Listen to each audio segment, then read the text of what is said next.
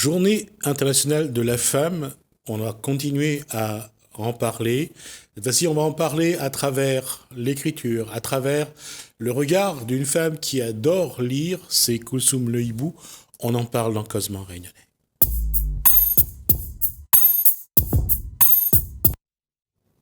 Bonsoir Koulsoum Le Hibou. Bonsoir Jesmi. Je disais que la femme dans l'écriture, et la femme d'abord, comment, pas seulement à travers l'écriture, mais aujourd'hui Koulsoum Le Hibou, comment définirait la femme ? Alors, c'est vrai que la définition de la femme devient de plus en plus difficile parce qu'on a tendance à toujours dire qu'on est femme à partir du moment où on a enfanté. Et c'est un des préjugés que j'aimerais, si je pouvais dénoncer quelque chose, c'est bien ça. C'est pas parce qu'on a enfanté qu'on devient femme. On peut devenir femme sans avoir enfanté parce qu'on devient femme au moment où on acquiert cette maturité de réflexion et on réfléchit sur notre place dans la société, on réfléchit sur le monde qui nous entoure. Et c'est cette réflexion qui est particulière à la femme qui va un petit peu, singulariser sa pensée par rapport à celui de l'homme. Alors, ce que vient de dire Koulsoum Le Hibou est très important et très essentiel, surtout aujourd'hui. Aujourd'hui, il y a les femmes qui se sentent hommes, masculins. Il y a les hommes qui se sentent femmes. Voilà. Il y a les transgenres. Il y a les travestis. Et il y a ceux qui, aujourd'hui, c'est un nouveau genre en soi. Il y a les personnes qui naissent, mais qui ne veulent pas avoir un sexe, qui n'est ni homme ni femme. Et qui veut attendre pour savoir lequel des deux sexes se manifeste le plus. Le plus. Et c'est pour ça que je disais, c'est très difficile de définir cette féminité. Mais on peut quand même essayer de la définir parce que, on va dire, si on reprend l'histoire, c'est un phénomène qui date quand même du XXe siècle. Avant le XXe siècle, la femme se définissait par rapport à son mari. Voilà, il n'y avait pas, on était femme parce qu'on était mariés, on était la femme de un tel, mais on n'était pas femme à part entière. Et ce constat est vrai dans toutes les sociétés du monde surtout en Europe. Oui. Évidemment, surtout en Europe. On le retrouve encore maintenant dans certains pays, mais elle existe et elle continuera peut-être à exister tant que ce statut de la femme ne s'épanouit pas et ne s'offre pas. Après, on arrive, si on continue en Europe, on arrive à la Seconde Guerre, avec les deux guerres mondiales. Alors déjà, la femme, au début des années 1900, va se révéler en Russie, avec les grèves, avec les luttes sociales. D'accord ? On va les voir aussi en 1936 en France. Mais on va les voir surtout parce que elles vont faire une association pour la paix dans le monde. Elles vont se battre pour que les hommes arrêtent de se battre. Exactement. Et ça, c'est essentiel. Oui. Et c'est peut-être de là que naissent un peu aux États-Unis, parce que la Journée internationale de la femme, c'est quelque chose qu'on hérite des États-Unis en 1977. En fait, ce mouvement naît aux États-Unis et en Europe, et on dédie une journée à la femme, une journée pour qu'elle puisse venir dénoncer toutes celles que... Toutes les maltraitances, tout ce dont elles souffrent, parce que elles souffrent énormément. Et je vais pas me faire l'avocat du diable, mais prenez un président qui actuellement, on le voit avec sa femme, mais on a l'impression que cette pauvre femme, elle porte un boulet, quoi. Oui. Eh bien sûr qu'elle porte un boulet. Et puis c'est difficile parce que tout ce qui va de travers, on lui met ça sur le dos. Oui. Et donc, on peut dire qu'elle porte un boulet et que elle doit retrouver en elle cette source et cette force pour aller au-devant et résoudre ses... Et dans cette société occidentale où l'homme est révélé par son rang social, la femme est le faire valoir à la maison. Et tout ce qui va pas, c'est la faute de la femme. Et tout ce qui va, c'est grâce au monsieur. Grâce au monsieur, oui. Et puis, je voudrais revenir aussi sur le fait que dans les sociétés africaines, on a ces femmes qui construisent les villages, qui construisent le monde, qui gèrent, qui sont présidentes d'associations, mais elles sont souvent identifiées parce qu'elles ont des enfants. Et celles qui n'ont pas d'enfants ont quand même cette souffrance, parce que elles ne sont pas reconnues par leur société. Elles ne sont pas reconnues. C'est comme si elles n'étaient pas, des femmes. Elles n'étaient qu'une moitié d'être humain. Qu'une moitié d'être humain. Et donc ça, c'est aussi... Donc c'est pour ça que je t'ai amené deux histoires. Alors, deux histoires, voilà, elles me tiennent à cœur parce que c'est l'histoire d'un couple qui va adopter en Haïti. Et c'est un couple. Donc, ces histoires de maternité et d'enfants, de parentalité, il faut arrêter de mettre ça sur le dos et de surcharger les femmes. Et c'est ce qu'a dit Madame Elisabeth Badinter, la femme de l'ancien président du Conseil constitutionnel, Monsieur Robert Badinter, qui disait que aujourd'hui, il y a des femmes qui ont des enfants et qui n'en veulent pas. Il y a celles qui en veulent, qui ne veulent pas avoir. Pourquoi on ne pourrait pas donner à ces femmes des enfants parce qu'elles en veulent? Elles en veulent, oui. Elles en veulent. On leur donne quand elles en veulent. Quand elles décident qu'elles n'auront pas d'enfants parce que c'est leur choix, il ne faudrait pas leur montrer du doigt. On n'a pas à leur dire on n'a pas d'enfant, comment il fait? Non, je veux dire, c'est plus possible dans notre société de se comporter. Alors justement, comment dans cette société d'aujourd'hui un être humain peut être soumis à la pression de la vindicte populaire, du regard de l'autre? C'est pas le bon rouge à lèvres. C'est pas la bonne coiffure. C'est pas la bonne tenue. C'est pas la bonne façon d'éduquer. Oui. Il n'y a pas un moment où... il faut un moment que ça s'arrête. On s'occupe de ces problèmes plutôt d'aller embêter les autres. Oui, parce que ça va créer quelque chose comme une charge mentale pour cette personne. En fait, elle ne va pas réussir à l'évacuer, se dire oui, c'est vrai que je réussis moins là, je réussis un peu plus là, mais non, on va cumuler ça comme des chargements, des charges sur soi, et ce qui va créer un mal-être dans notre société, parce que les femmes constituent quand même la moitié de la population. Si une moitié de la population souffre, c'est que évidemment un jour ou l'autre des mal-être vont surgir. Et on le voit aussi dans une société comme la Chine, où on a imposé l'enfant unique. L'Inde aussi, certaines parties. L'Inde également. Et là, c'est pas la loi qui l'impose. Là, ce sont les traditions et les belles-mères qui l'imposent. Alors qu'en Chine, c'est la loi qui l'impose. Qui a imposé l'enfant unique. Oui, c'est d'accord. Vrai. En Inde... Oui, c'est autre chose, c'est une tradition. C'est pas Inde, dans la loi. Pression familiale oblige la femme à tuer son enfant si c'est une fille. Exactement. En premier. Oui. D'accord. C'est pas la même... Non. C'est pas les mêmes... Ça reste des infanticides, mais ce n'est pas...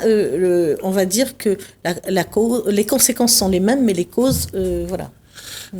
On voit bien, et même en Afrique, on s'aperçoit, de toute façon, il y a une réalité.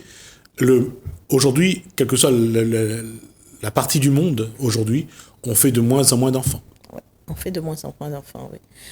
Parce que on a de moins en moins confiance en l'avenir, et surtout avec le Covid qui nous arrive, donc on a encore moins confiance en l'avenir, donc on va réduire ce fait d'avoir des enfants.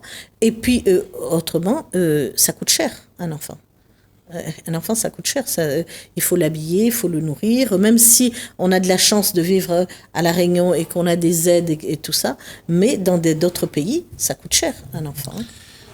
Et au-delà de ça, ça fait penser à ce livre qui parlait de cet enfant qui est né avant l'instauration des allocations familiales, et qui arrive juste avant. Donc, cet enfant n'a pas droit aux allocations familiales. Et elle n'aura pas droit non plus à l'amour de sa mère. Oui. Pour cette raison-là. Pour cette raison-là, ouais. Exactement. C'est très difficile, cette relation-là, du moment qu'il y a l'argent qui vient au milieu, et tout d'un coup, tout le système familial se détruit. Ça montre aussi une chose, c'est que j'enfonce une porte ouverte. Combien de femmes aujourd'hui font des enfants pour avoir l'argent? Oui, mais de moins en moins quand même. Ouais. Il y en a parce que évidemment elles ne trouvent pas de solution. C'est pas une solution. Elles ne trouvent pas de solution. Ils sont en échec scolaire. Pas possible de se faire un stage, pas possible d'être apprenti. Elles ne trouvent pas de solution. Donc bon, elles se disent là, ça va me permettre de réfléchir, de grandir. Et après. Et le troisième enfant dans les familles à La Réunion. Posons-nous la question, à l'époque, après 75 et après surtout que ce que Michel Debré va mettre en place pour qu'il y ait le troisième enfant, posons-nous la question, savoir quelle est la part d'affection pour cet enfant qui arrive en troisième, mais qui apporte plus de moyens à la famille. Oui, parce que quand on écoute nos mères, nos grands-mères, la vie était vraiment plus difficile. Pour eux. Tout à fait. Plus difficile déjà matériellement, parce qu'elles n'ont pas ce qu'on a, machine à laver, robot pour faire la cuisine, tout ça, mais plus difficile aussi parce que la plupart ne travaillaient pas ou vendaient des choses, voilà. Ou alors c'était d'aller ramasser les piments dans l'habitation, d'aller chercher l'appareil pour de faire ces travaux ménagers pour essayer de gagner un petit quelque chose, parce que si on vendait le piment au voisin, si on vendait les breads au voisin, ça permettait d'avoir une pièce de 5 francs ou une pièce de 100 francs. Des pièces pour manger, donc. Et j'espère ce que je souhaite à la femme rayonnaise, c'est de s'épanouir, de vous regarder derrière d'où est-ce qu'on vient et d'avancer comme ça vers autre chose qui puisse nous épanouir, qu'on puisse dire, parce que comptons combien de femmes politiques on n'en a pas beaucoup, ni de mères, ni d'ailleurs. Les places de la femme rayonnaise, même dans la politique ou dans certains métiers, on l'a pas encore. Oui, cela montre deux choses. D'abord, le regard de l'homme politique sur la femme. C'est ça. D'une part. Ça, c'est le regard de l'homme. Maintenant, le regard de la femme sur elle-même. Oui. À quel moment s'émanciper, à quel moment accepter tous les désagréments que cause la volonté de s'émanciper, la volonté d'avoir des responsabilités, d'avoir un pouvoir politique. Oui, de s'affranchir de certaines choses. On peut bien dire le mot s'affranchir, on continue à nous affranchir de choses. Je crois que, et c'est ça qui est un paradoxe, quel que soit le couple, quelle que soit la famille, la femme doit toujours se battre pour s'émanciper. Oui, se justifier, se battre, s'expliquer. Alors comme moi j'adore le handball, j'adore aller marcher et tout, et on me dit toujours, mais comment tu fais ? Tu peux laisser tes enfants et aller sur un match de hand, aller courir dans la montagne ? Mais oui, je peux les emmener aussi, ils peuvent venir aussi avec moi, et on peut tout faire ensemble. Le tout, c'est de s'organiser aussi, de ne pas laisser son enfant sans surveillance, sans être protégé. Exactement. Si on regarde sur ces 30-40 dernières années, Koussoum Le Hibou, la femme réunionnaise dans son ensemble s'est émancipée ou a essayé comme ça se fait souvent dans les familles, dans les sociétés où il y a beaucoup de traditions, à essayer de composer. Moi, je veux croire qu'elle a réussi et qu'elle s'émancipe toujours. Parce que si on regarde nos mères et nous, le travail nous a permis déjà de nous émanciper. Ça, c'est quelque chose. Et d'être libre. Et cette liberté, on l'a acquis. Cette liberté, la femme rayonnaise l'a acquise. Une liberté, alors je m'explique, c'est la liberté de pouvoir conduire. Avant, on ne conduisait pas. La liberté de se déplacer où on veut, quand on veut. La liberté de ne pas demander l'argent à son mari pour s'acheter un rouge à lèvres. Donc, oui, on s'est émancipé de ce côté-là. Par contre, là où on s'émancipe moins vite, c'est que les qu'en-dira-t-on restent quand même, on est un pays des qu'en-dira-t-on. C'est là où je trouve que ça nous freine. Ça nous met des boulets et voilà. Et là, et c'est peut-être méchant ce que je vais dire, ce ne sont pas les hommes qui sont les meilleurs dans ce domaine. Peut-être. Hypocrite. C'est vrai, mais je trouve que quand on essaye, quand je vois des femmes essayent d'être des entrepreneuses, elles s'essayent, eh ben tout de suite, on va avoir, oui, sûrement d'autres femmes, ou la jalousie, comme on dit, qui arrive et qui dit « Ah, mais ça n'a pas réussi. Ah, ben, essaye pas ça. Tout le monde a fait essayer avant. » Et voilà, ça nous freine encore. Mais je pense qu'on a encore de la marge. On peut aller conquérir le domaine de la politique. Alors, c'est vrai que le domaine de l'éducation, on l'a bien conquise, on est bien féminisé, mais il nous reste beaucoup de domaines encore à aller conquérir et il nous reste encore des marches à faire. Et surtout, ces femmes, je pense particulièrement à ces femmes qui se taisent parce qu'elles sont battues, à ces femmes battues et qui se taisent malgré à ce que, voilà, on les voit, elles ont une visibilité, mais elles ne disent rien, elles se taisent parce que elles ont peur du « qu'en dira-t-on ». Je ne peux pas salir l'image de mon mari, je ne peux pas ceci. Voilà. Là-dessus, on a encore beaucoup de progrès à faire. Et s'affranchir ? Oui, s'affranchir. S'affranchir de quoi quand une femme maltraitée protège sa famille du scandale, protège sa famille de la loi qui pourrait intervenir? Elle doit s'affranchir de quoi, là?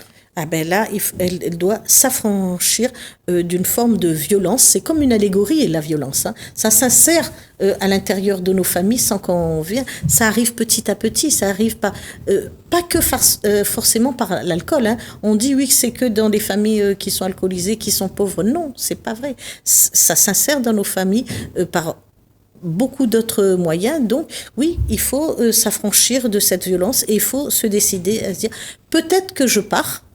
Et ensuite, je reviendrai chercher mes enfants. Peut-être que je pars et peut-être que ça produira un choc par rapport à mon mari. Et voilà. Mais faire le premier pas, oser le faire. Et cet affranchissement-là est difficile, je le reconnais. Facile pour moi d'en parler comme ça, mais difficile à faire. Et c'est bizarre et plus un paradoxe d'ailleurs. Oui. On a l'impression, surtout depuis un an, avec ce Covid, qu'on est en train de régresser. Bien sûr. Bien sûr qu'on est en train de régresser parce que c'est la peur. La peur, ça paralyse tout, Gismé. Une fois qu'on vous incruste la peur dans la tête, eh ben, avant de l'identifier, mais c'est peut-être la peur de tel individu, c'est pas ma peur à moi, c'est pas moi. Et donc, de là à écarter cette peur et à se dire, ben non, c'est pas vrai, voilà, parce que ça vous anesthésie, ça vous hypnotise, la peur. La peur, c'est quelque chose de terrible. On le sait que les violences intrafamiliales ont augmenté depuis un an, avec cette pression, avec ce stress qui est permanent maintenant depuis un an.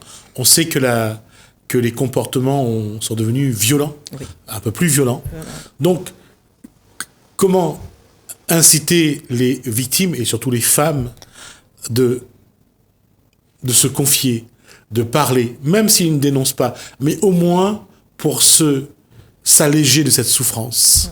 Alors, moi, je vais prendre la question autrement.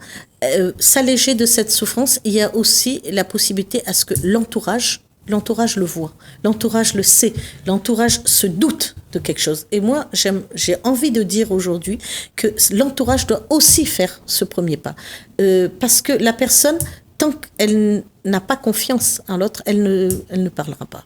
Elle niera tout. Donc, il faut quand même qu'on fasse aussi un pas vers eux.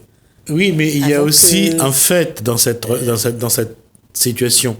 La femme qui est victime de violence, de maltraitance verbale, physique, elle a honte. Honte, oui. Elle a honte d'avoir accepté ça. Elle a honte de ne pas pouvoir répondre à ça. Et surtout vis-à-vis de ses enfants. Donc elle perd. Oui. Elle se perd, elle se protège. Non, c'est même pas qu'elle se protège. Elle protège ses enfants. Plutôt. Elle protège ses enfants, oui, mais elle perd. Quand elle se regarde, oui. Elle perd de ce qu'on appelle de son humanité, de sa valeur. Ah ben oui. Ça, c'est peut-être ça aussi, le danger, parce que plus on régresse, plus on accepte les choses, à un moment donné, notre valeur humaine je comprends. est faible. C'est vrai. Et ces prédateurs-là, je les appelle des prédateurs, ils savent y faire. Et c'est-à-dire qu'ils vont commencer à couper. Mettre un cadre. Voilà. Ils vont commencer à couper. À enfermer. Voilà. Et donc, c'est là que je dis que si elles sont dans des cages et si elles sont dans le fond et qu'elles ne peuvent plus rien faire, c'est de l'extérieur. C'est à l'entourage qui doit tirer la sonnette d'alarme. Oui.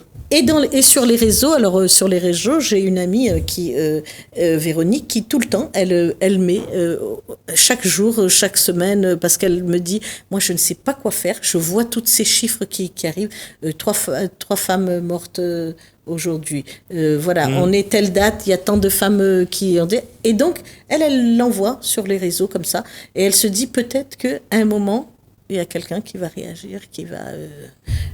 Donc toute l'année, elle fait ça, elle renvoie les chiffres sur les réseaux. Mais c'est vrai que c'est difficile de les sortir de là. C'est très, très, très difficile. Si on n'a pas d'une famille, si on n'a pas des amis qui s'obstinent à se dire il y a quelque chose qui ne va pas, on peut rester très longtemps dans cette situation. C'est pour ça que, encore une fois, il faut offrir, j'allais dire, un espace de parole à ceux qui en ont besoin. Et ça, ce n'est pas simple non plus. Non. Parce que il y a aussi un fait, et pour ceux qui sont dans ce genre d'environnement, ne vous sentez pas coupable parce que ce n'est pas simple. Et ensuite, on ne sait jamais comment ça peut tourner. Il faut vraiment être sûr de soi pour le faire. Et parfois, on a peur d'aller mettre son nez dans la vie des autres. Exactement. Moi, j'ai des amis, des personnes que je côtoie beaucoup, qui m'ont dit « Je suis restée 15 ans comme ça avant de m'en sortir.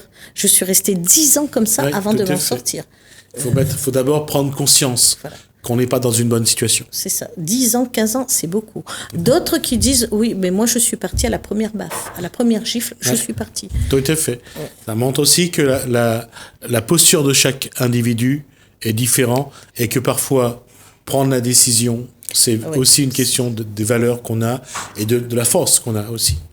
Exactement. En tout cas, j'espère qu'on vous aura au moins apporté quelques informations sur cette situation. Merci, Koussoum Leibou, de nous avoir donné ces informations-là. Merci à vous. Cette journée de la femme du 8 mars doit aussi permettre d'ouvrir la parole. Et ça, on va essayer, nous, d'y apporter notre pierre. Merci en tout cas à vous. Merci à vous de nous avoir suivis. Merci Hélène, merci François. Je vous dis à bientôt.